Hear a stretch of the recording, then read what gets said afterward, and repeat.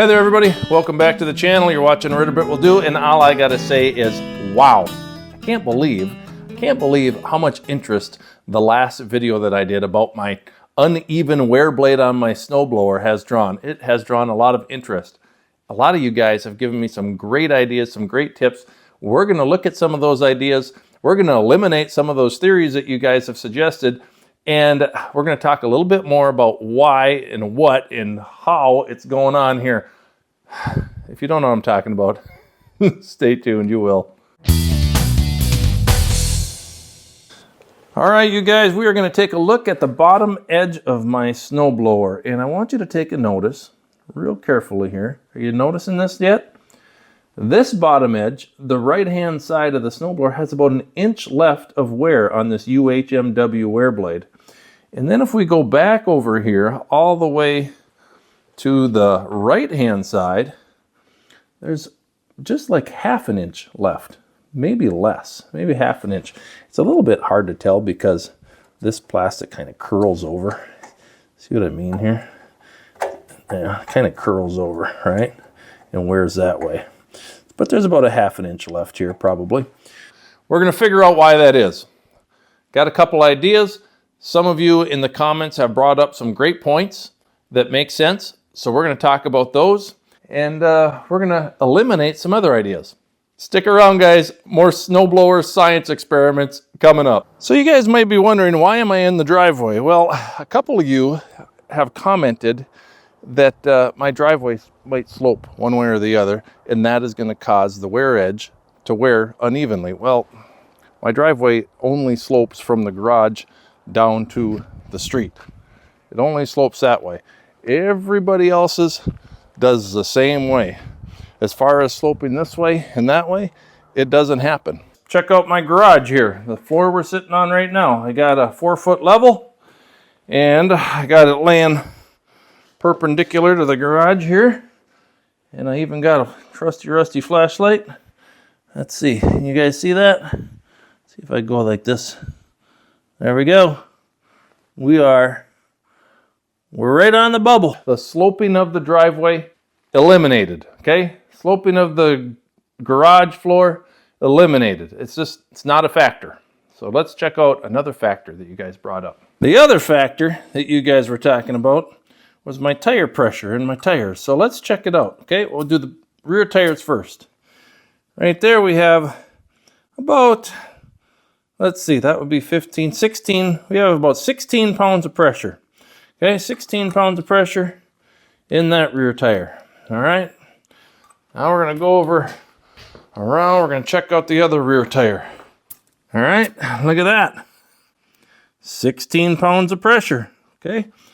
I knew it was going to be close because it wasn't long ago that I checked the pressure in the tires. So that was not even a question. Now you're going to say, what about the front tires? They're the ones that are closer to the snowblower anyway. Well, that doesn't really matter, you guys, but we're going to check them anyway. And while we check them, I'm going to tell you why it doesn't matter. See, the front axle pivots. Okay, right there, we have 14 pounds of pressure. 14 pounds of pressure in the right front. Okay, so we're going to go check out the other one too. But because the axle pivots, the front axle pivots, the rear axle does not. The rear axle stays stationary. But because the front axle pivots, it doesn't matter what the pressure is in those tires. There we go. We got about 13.5 pounds, okay? Half pound's not going to make a difference. So now can we say that tire pressure is also eliminated? So again, I'll show you what I mean about the pivoting axle, by the way. Here, first of all, let's grab a level. We'll grab the 2-footer here. We'll put it right across the middle, right up. We'll put it right up to the edge, and we're going to see that it is, whoops, I just lost it here. Come on, right up to the edge there. There we go. You can see that it is right between the lines, okay? Right between the lines. So what I'm going to do, just to please everybody, is I'm going to drive the tractor right up on this 2x4 So the front, just one front tire, okay? I'll put it on the right front tire, all right? So I'll put this under the right front tire. I'll drive the tractor up on it, and then we'll check the level again. So that's what we're gonna do now.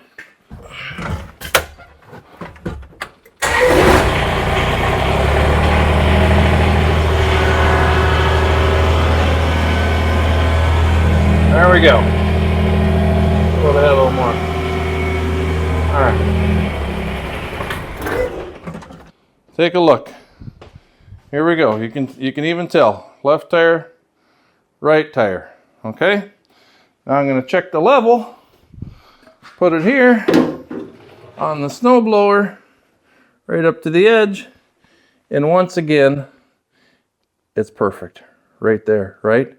Because that front axle pivots, it does not matter. It just doesn't matter where the front axle is. What matters is the rear axle. Let's recap. So far, we've been out to the driveway and we have determined that my driveway only has one slope, and that is from the garage all the way down to the curb, just like everybody else in the neighborhood. Now, the other thing that we eliminated was maybe the fact that my garage floor itself is uneven. Well, we checked that too. My garage floor is level. Okay, left and right, this way, my garage floor is level, just like my driveway. It does have a slope from the back of the garage to the door, and that's how water drains towards the door. Okay. Then we checked the tire pressure of all 4 tires. And in the rear tires, we had 16 pounds. They were exactly the same. And then we checked the front tires. They were a half a pound difference. But we've also brought up the point that the front axle tire pressure doesn't make any difference anyways, because that front axle pivots. It pivots in the center, on the frame. So it doesn't make a difference what the front axle does. It would make a difference if the rear tires were off, like 5 pounds off or so. Then I could see that mattering. I could see that making a difference, but that's not a factor for us. The tire pressure is the same. That brings us to the next thing. We're gonna get out the old bathroom digital scale again, and we're gonna weigh the snowblower on the left and on the right, and we're gonna make sure, or we're gonna know the weights of just the static weight of it sitting in float position. Then we're gonna turn the snowblower on, and we're gonna see if that weight changes at all. So that's where we're at. Stick around. All right, we've got the bathroom scale right where we want it. What I'm going to do, I'm going to turn the tractor on, and we're going to give it about 5 different measurements. Well, 5 different measurements, you guys, just in float mode. Our first measurement looks to be over 100 pounds. Oh, 101.4, okay? Again, 102.4. Another one, 99.8. All right, getting down to about 100 average. There we go, 99.8 there. And one more, 101. So let's say 100 pounds. 100 pounds on the left-hand side, and that's static. So what I'm going to do now is I'm gonna put a load on this. I'm gonna turn the PTO on. I'm gonna bring it back up. We gotta reset that scale. Okay, and you can see starting to come up a little bit. Interesting. 105. Now it keeps moving. Now 107. This just isn't accurate. 106. Bring it all the way up to operating. 106.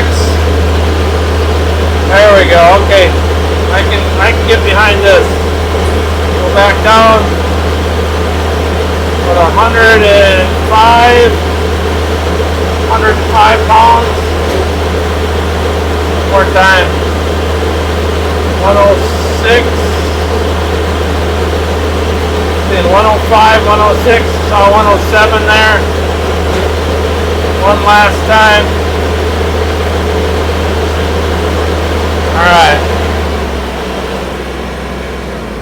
Okay, we're going to bring it back down to idle. Alright, we're going to check static weight again. About 101. See, the problem is the scale isn't very accurate. About 104 right there. Unless you hit that same exact spot every single time, it's just, yeah, like there's 100.